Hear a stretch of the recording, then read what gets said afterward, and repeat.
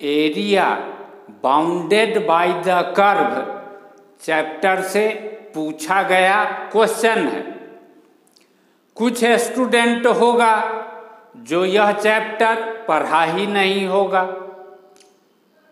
इसी वीडियो में पढ़ लेगा, सीख लेगा और क्वेश्चन का सॉल्यूशन भी समझ जाएगा। एरिया निकालने के दौरान कुछ कर्व भी हमको खींचना पड़ता है। बहुत स्टूडेंट कर्व खींचना नहीं जानता होगा, इसी वीडियो में सीख लेगा और इस क्वेश्चन का सॉल्यूशन भी समझ जाएगा। लेकिन सबसे पहले उस क्वेश्चन पर हम एक नज़र डाल लेते हैं जिस क्वेश्चन को इस वीडियो में सॉल्व करेंगे। यही है वह क्वेश्चन जेईई एडवांस 2024 पेपर 2 में पूछा गया क्वेश्चन नंबर 2 है। इसके पहले वाला क्वेश्चन यानी 1 नंबर क्वेश्चन पेपर 1 में क्वेश्चन नंबर 1 से क्वेश्चन नंबर 17 तक, उसके पिछले कुछ वर्षों में पूछा गया क्वेश्चन, उन सभी क्वेश्चन को हम पहले ही सॉल्व करके सॉल्यूशन वीडियो अपलोड कर दिए हैं। वह सभी वीडियो इस चैनल के प्लेलिस्ट में मिल जाएगा। तो अब हम सॉल्यूशन स्टार्ट करते हैं।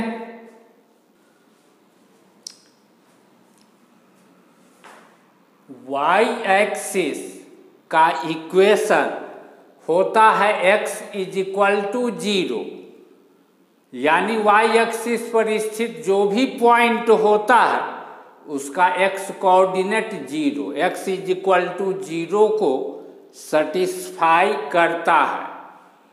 और इस वाई एक्सिस के दाहिने तरफ स्थित जितना पॉइंट होता है उस पॉइंट का कोऑर्डिनेट इस कंडीशन को कि x कोऑर्डिनेट पॉजिटिव हो, इस कंडीशन को सेटिस्फाई करता।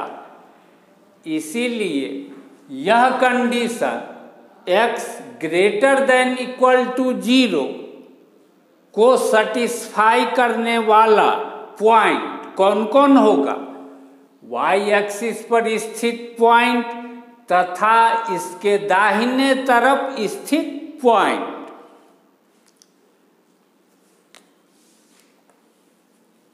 y = 0 x एक्सिस का इक्वेशन होता है, और यानी x एक्सिस पर स्थित जितना पॉइंट होता है उसका कोऑर्डिनेट इस कंडीशन को सेटिस्फाई करता है कि उसका y कोऑर्डिनेट = 0 हो। और x एक्सिस के ऊपर स्थित जितना भी पॉइंट होता है प्रत्येक पॉइंट का कोऑर्डिनेट इस कंडीशन को सेटिस्फाई करता है कि y कोऑर्डिनेट पॉजिटिव हो। तो y > 0 कंडीशन सेटिस्फाई करने वाला पॉइंट कौन कौन होगा? x एक्सिस पर स्थित प्रत्येक पॉइंट एंड इसके ऊपर स्थित प्रत्येक पॉइंट इस कंडीशन को सेटिस्फाई करेगा।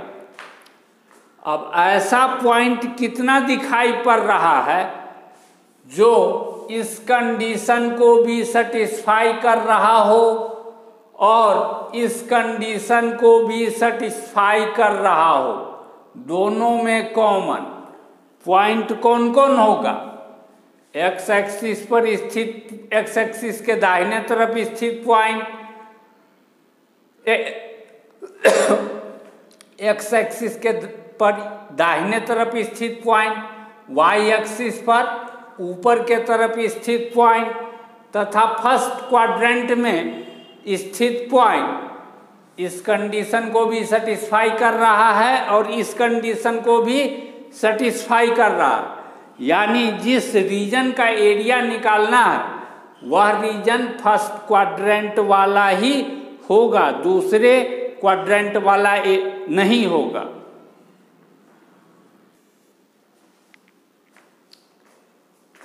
y square is equal to 4x एक पैराबोला का इक्वेशन होता है तथा उस पैराबोला का ग्राफ ऐसा होता है।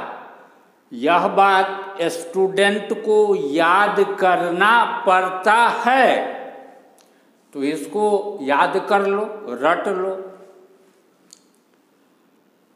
पैराबोला पर स्थित जो भी पॉइंट होता है उसका कोऑर्डिनेट इक्वेशन में रखने पर y square is equal to 4x is equal to, यहाँ बीच में इज इक्वल टू है, यह कंडीशन सेटिस्फाई होता है। लेकिन पैराबोला के भीतर में स्थित जितना पॉइंट होता है उस पॉइंट का कोऑर्डिनेट रखने पर यह condition y square less then 4x condition satisfy होता है। तो यह कंडीशन कि y स्क्वायर या तो लेस देन हो या इक्वल टू हो 4x, इस कंडीशन को सेटिस्फाई करने वाला पॉइंट कौन कौन होगा? या तो पैराबोला पर स्थित पॉइंट होगा या इसके भीतर स्थित पॉइंट होगा। यानी यह condition y square less than equal to 4x satisfy करने वाला पॉइंट जो होगा किस रीजन में, इस पैराबोला और इसके भीतर, यानी जिस एरिया को हम सेट किए हैं उस एरिया में स्थित पॉइंट। अब इस एरिया में स्थित पॉइंट और इस एरिया में स्थित पॉइंट, तो दोनों में कॉमन पॉइंट कौन है? पैराबोला के भीतर, पैराबोला पर या उसके भीतर, एक्स एक्सिस पर या उसके ऊपर, ठीक है, वाई एक्सिस पर या इसके दाहिने तरफ, लेकिन फर्स्ट क्वाड्रेंट में कौन एरिया होगा? यही शेडेड वाला एरिया होगा। यानी यहाँ तक कंडीशन पर विचार किए तो हमको कौन एरिया दिखाई पड़ रहा है? यह पैराबोला कर्व का ऊपर वाला पार्ट, एक्स एक्सिस और इस दोनों के बीच का पार्ट जो है, इस बीच का एरिया हमको दिखाई पड़ रहा है। अब इसके आगे मिटाने के बाद सॉल्व करते हैं।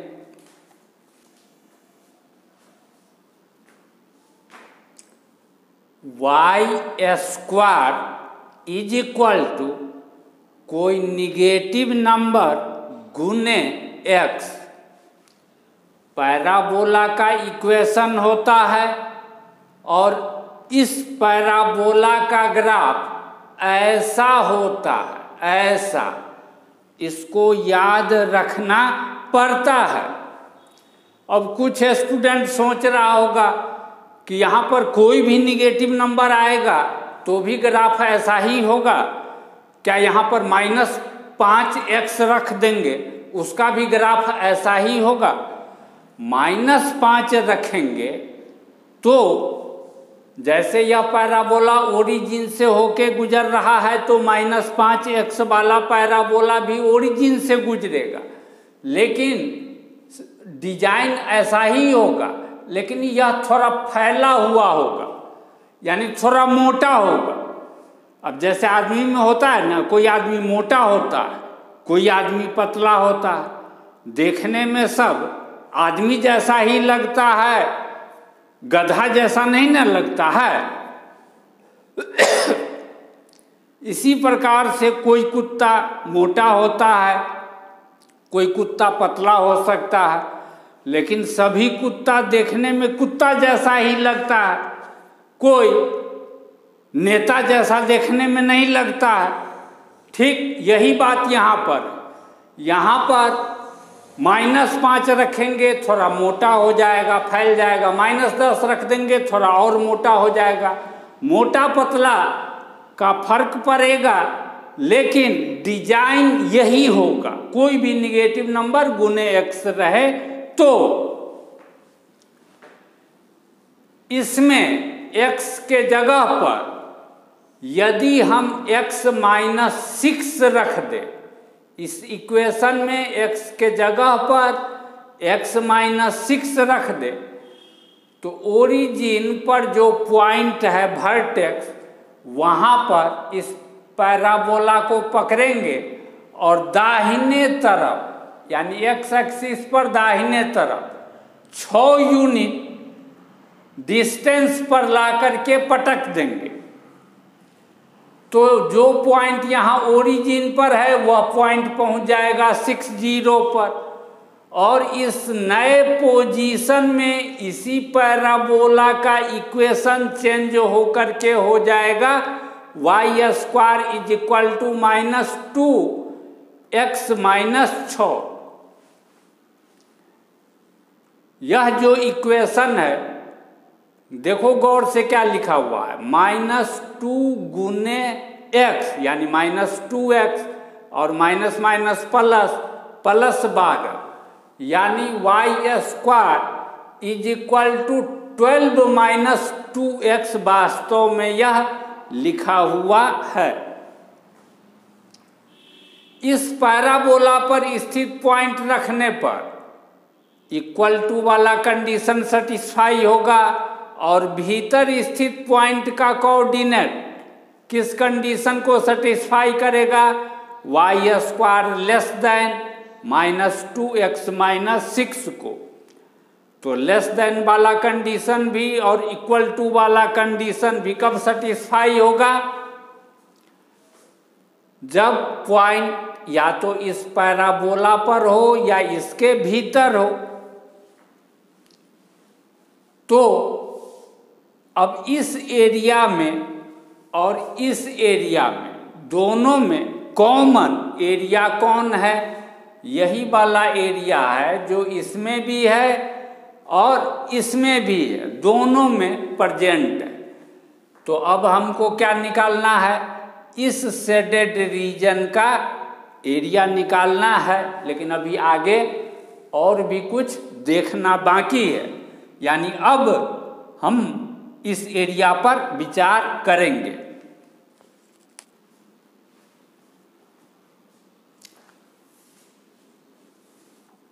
यह पैराबोला और यह पैराबोला, यह था 60, यह दोनों पैराबोला एक दूसरे को इस पॉइंट पर इंटरसेक्ट कर रहा है। हम पहले इस पॉइंट ऑफ इंटरसेक्शन का कोऑर्डिनेट निकालना चाहते हैं। इसके लिए हमको दोनों इक्वेशन को सॉल्व करना पड़ेगा। मान लेते हैं यह है इक्वेशन नंबर 1 और यह है इक्वेशन नंबर 2।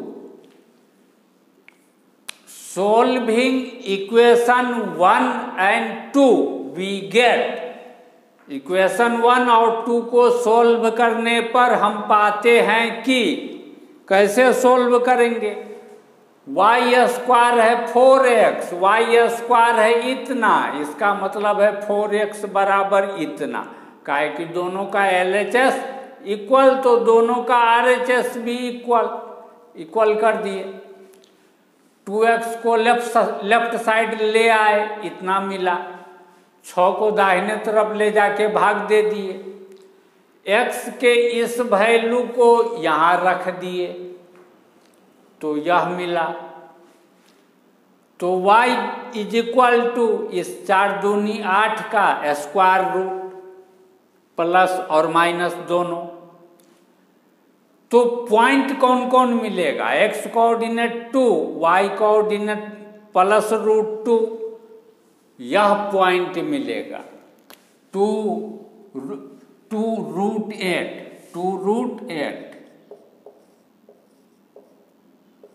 और 2-√8 इस नीचे वाला पॉइंट ऑफ इंटरसेक्शन का कोऑर्डिनेट होगा। हमको चूंकि इस एरिया का क्षेत्रफल निकालना है तो नीचे वाला पॉइंट ऑफ इंटरसेक्शन का कोऑर्डिनेट लिखने का हमको कोई ज़रूरत नहीं है, इसको हम नहीं लिखेंगे, सिर्फ इसको लिख लेंगे यहाँ पर।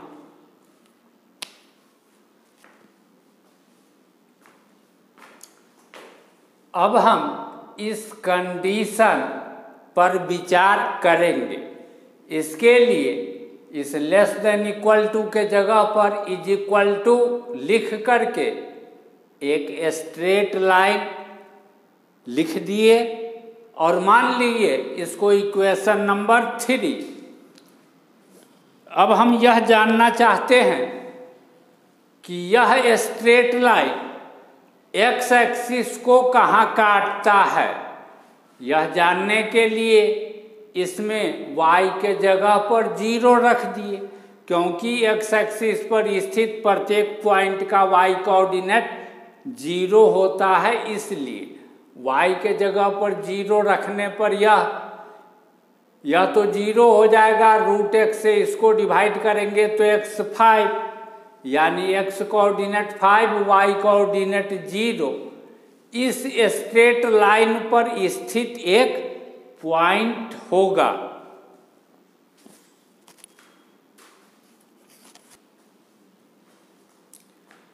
इस लाइन पर स्थित एक पॉइंट तो निकाल लिए हैं, एक और पॉइंट मिलेगा तब हम इस स्ट्रेट लाइन को ड्रॉ कर सकते हैं।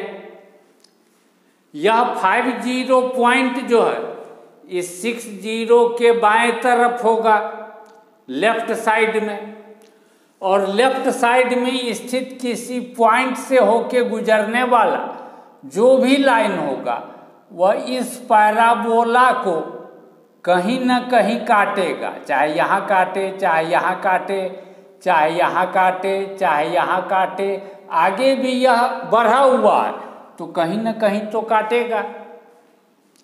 तो हम करते क्या है, इस लाइन के इक्वेशन और इस पैराबोला के इक्वेशन को सोल्व करके इस लाइन और इस पैराबोला का पॉइंट ऑफ इंटरसेक्शन का कोऑर्डिनेट निकालेंगे।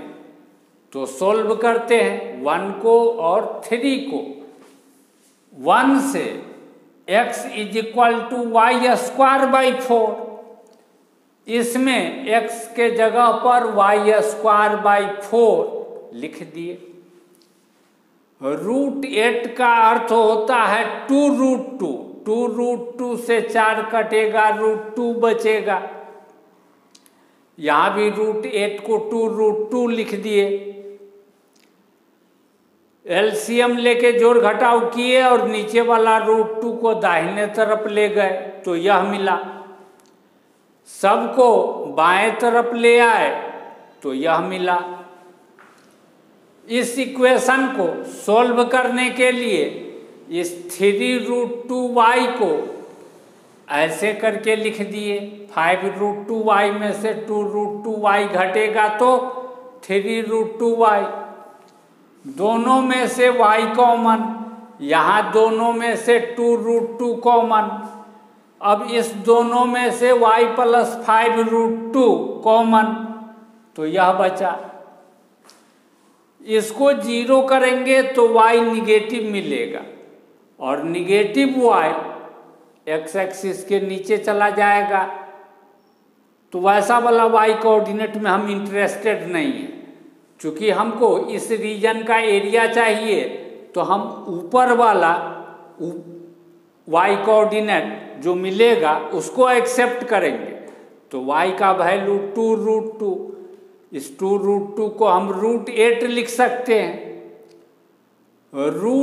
y के इस वैल्यू को इसमें y के जगह पर रख देने पर यह मिला। यह 3√8 को दाहिने तरफ ले जाएंगे तो इसमें से घट करके इतना देगा। √8 को दाहिने तरफ ले जाके डिवाइड कर देंगे तो x का वैल्यू 2 मिलेगा। तो एक दूसरा पॉइंट का कोऑर्डिनेट क्या मिला, x कोऑर्डिनेट 2 और y कोऑर्डिनेट √8। x कोऑर्डिनेट 2 और y कोऑर्डिनेट √8 यह मिला। यानी जो लाइन है वह इस 50 से और इस 2√8 पॉइंट से हो के गुजरने वाला लाइन है। यह 3 नंबर लाइन जो है यह इस दोनों पॉइंट से होकर गुजरने वाला लाइन है। लेकिन यह 2√8 तो इस दोनों पैराबोला का पॉइंट ऑफ इंटरसेक्शन का कोऑर्डिनेट है। यानी यह जो लाइन है यह इस दोनों पैराबोला के इस पॉइंट ऑफ इंटरसेक्शन से होके गुजर रहा है।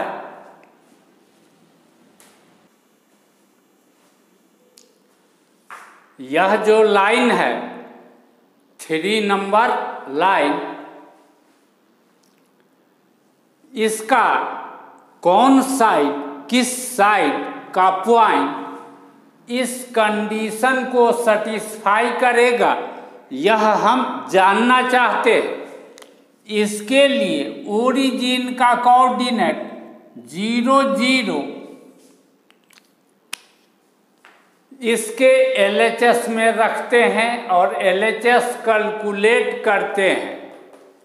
LHS मिला 0, यह 0, यह जो RHS में 5√8 है इससे छोटा है और 5√8 तो इस RHS के बराबर है।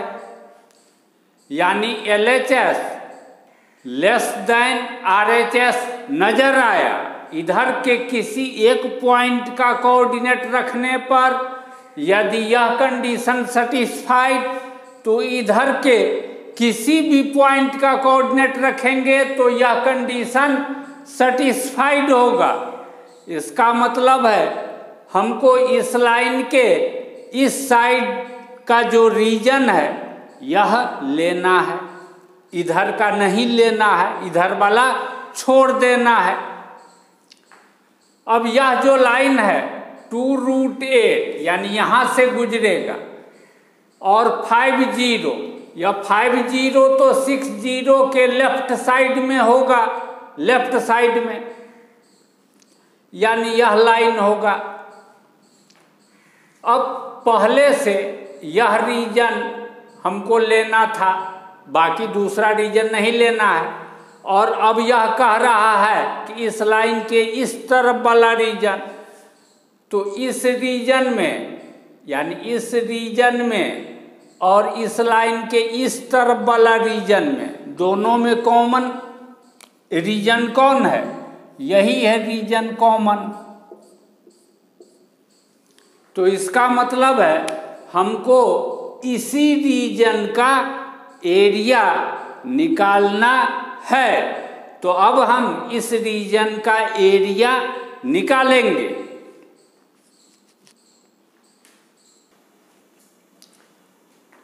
हमको इस शेडेड रीजन का एरिया निकालना है, लेकिन हम देख रहे हैं क्या कि इस शेडेड रीजन में यहाँ से यहाँ तक का बाउंड्री इस पैराबोला का पार्ट है, जबकि यहाँ से यहाँ तक का बाउंड्री इस स्ट्रेट लाइन का पार्ट है।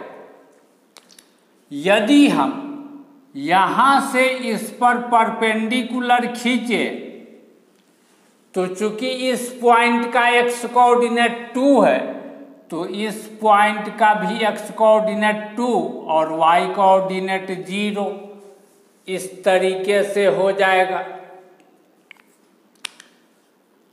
अब यदि हम पहले इस रीजन का एरिया निकाल दें जिसका यह वाला बाउंड्री पैराबोला का पार्ट है, पहले इस रीजन का प्लस साइन से सेट कर रहे हैं इस रीजन को, इसका एरिया निकाल दें।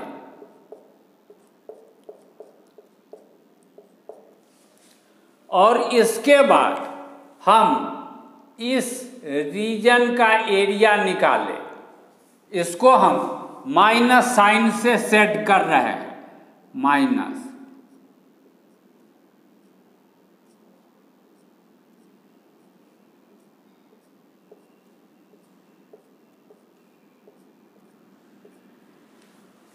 तो इस पूरे रीजन का एरिया निकल जाएगा। तो अब हम क्या करेंगे, प्लस चिन्ह से शेडेड रीजन का एरिया निकालेंगे, माइनस चिन्ह से शेडेड रीजन का एरिया निकालेंगे और दोनों को जोड़ देंगे।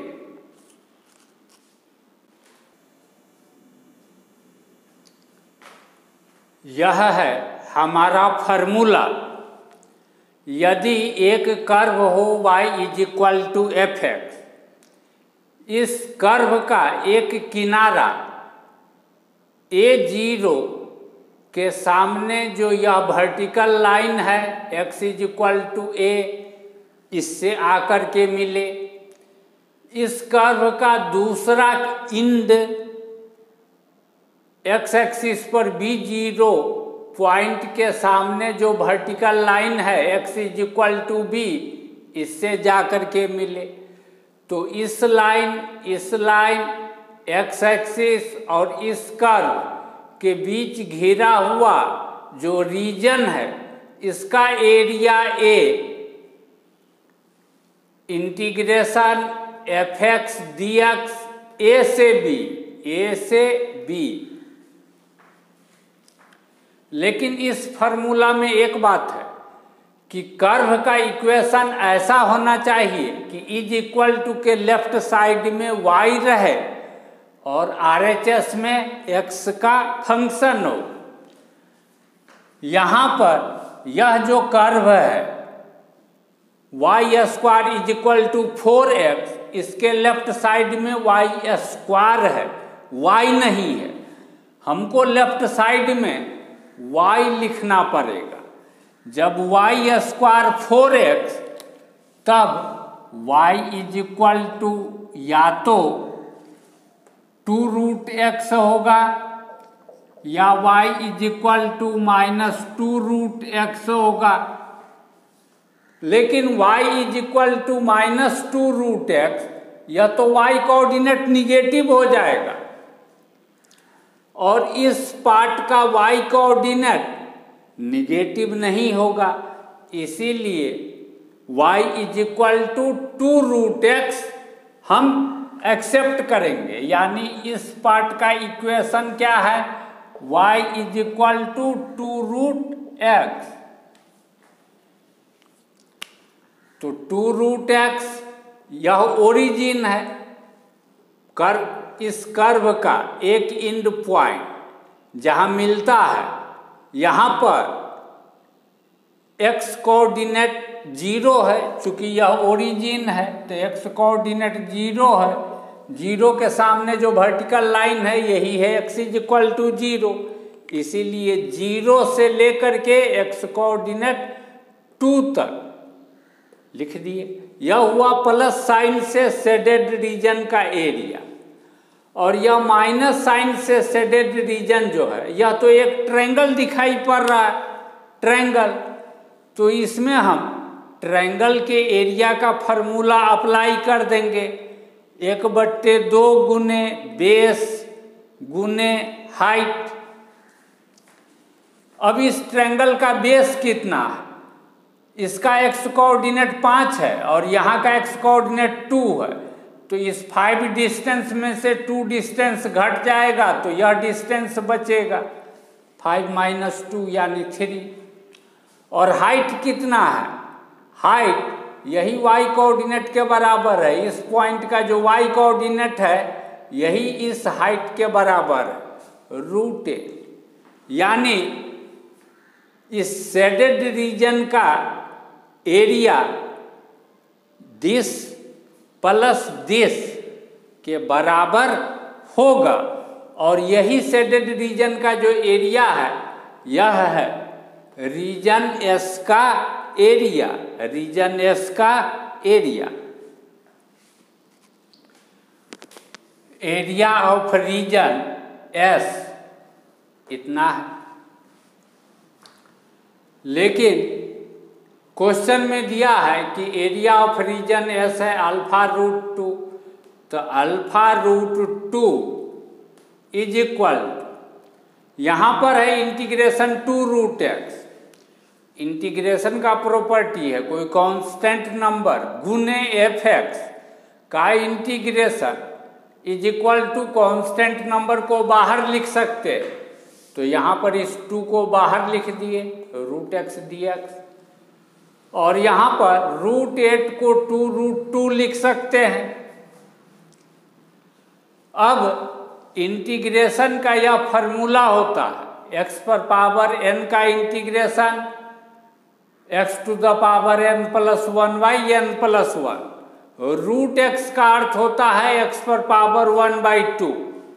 तो इस फॉर्मूला को अप्लाई करने के बाद इंटीग्रेशन कितना मिलेगा, x पर पावर 1/2 जोड़ 1 यानी 3/2, और नीचे में भी 3/2। तो इसका इंटीग्रेशन x पर पावर 3/2 बाई 3/2। लेकिन फिर डिफिनिट यह तो होगा इंडिफिनिट इंटीग्रेशन। यदि किसी फंक्शन का इंडिफिनिट इंटीग्रेशन यह कैपिटल एफ एक्स हो, तो इस स्मॉल एफ एक्स का डिफिनिट इंटीग्रेशन लिखने के लिए यह वाला इंडिफिनिट इंटीग्रेशन लिख करके, ठीक है, इंडिफिनिट इंटीग्रल लिख करके ऐसा ब्रैकेट से घेर देते हैं और इसके नीचे a और ऊपर b लिख देते हैं। तो इंडिफिनिट इंटीग्रल इतना, तो हम क्या किए, डिफिनिट लिखने के लिए इतना लिख दिए और नीचे में 0 ऊपर में 2 लगा दिए इस रूल के हिसाब से। और यहाँ पर 2 2 कट गया तो बचा 3 रूट 2। यहाँ पर यह 3/2 जो है यह उलट करके ऐसे 2/3 हो जाएगा। और यहाँ पर क्या है, x टू द पावर 3/2। किसी पॉजिटिव नंबर पर पावर 3/2 रहे तो इसका अर्थ है उस नंबर पर पावर 1 गुने उस नंबर पर पावर 1/2, और पावर 1/2 को ऐसे रूट के अंदर में लिख सकते हैं। तो यह हो जाएगा k रूट k। तो x टू द पावर 3/2 को x रूट x लिख सकते हैं और 3/2 उलट करके 2/3। अब यह फॉर्मूला है k गुने f x a to b या कांस्टेंट नंबर इस ब्रैकेट के बाहर लिख सकते हैं इस तरीके से। तो 2/3 कांस्टेंट नंबर है, 2/3 को बाहर लिख दिए तो यहाँ बचा x रूट x 0 to 2 और यह हो गया 3 रूट 2। यह फॉर्मूला है एफ एक्स हो इस ब्रैकेट के अंदर नीचे a ऊपर b। तो यहाँ जो फंक्शन है इसी में फंक्शन यही रहेगा, सिर्फ x के जगह पर b लिख देंगे, फंक्शन में दूसरा कोई चेंज नहीं करेंगे और फिर माइनस साइन देंगे, फंक्शन यही f लिखेंगे, सिर्फ x के जगह पर a लिख देंगे। अब यहाँ पर x रूट x है तो क्या करेंगे, लिखेंगे यही चीज लेकिन x के जगह जहाँ जहाँ x वहाँ पर 2 लिख देंगे, लिख दिए, फिर माइनस साइन दिए, माइनस साइन, फिर फंक्शन यही लिखेंगे लेकिन इसमें जहाँ जहाँ x है सभी जगह 0 लिख देंगे। तो यह तो 0 हो जाएगा, तो 2 रूट 2 और यह कितना हो गया है 4/3, इसको इससे गुना करेंगे इतना मिलेगा एलसीएम 3 लेकर के जोड़ घटाव करेंगे, इतना मिलेगा। दोनों तरफ से √2 कैंसिल हो जाएगा, अल्फा का वैल्यू मिलेगा 17/3। यही अल्फा का वैल्यू तो हमको निकालना था, पूछा जा रहा था क्वेश्चन में। हो गया सॉल्यूशन कंप्लीट।